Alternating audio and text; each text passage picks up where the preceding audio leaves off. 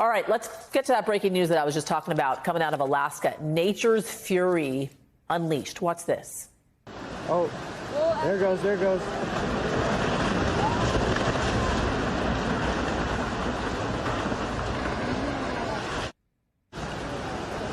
Stunning images there, there it goes, there it goes. to say the least. Unbelievable to watch an entire home crumbling there. That is just one example of the severe flooding that is devastating parts of Juneau. But this is no ordinary flood, by the way. This is climate change on full display. NBC's Priscilla Thompson is tracking it for us. Priscilla, good to talk to you. Thanks for joining us on this. What is going on?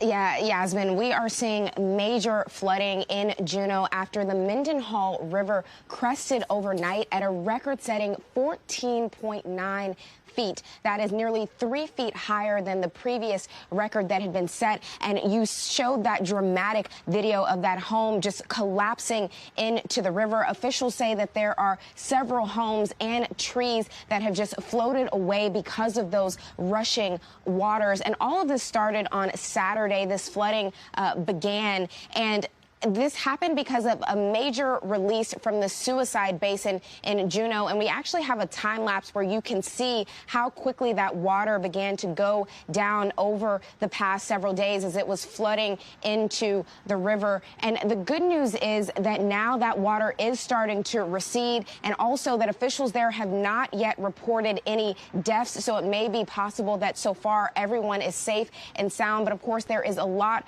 of structural damage that they are dealing with there, and they're not out of the woods just yet. Even as that water is receding, there is still the risk of erosion, so we could see more homes destroyed and more structures destroyed as things continue to settle there in Juneau. Talk more about this glacier, fairly well known, I should say, to tourists.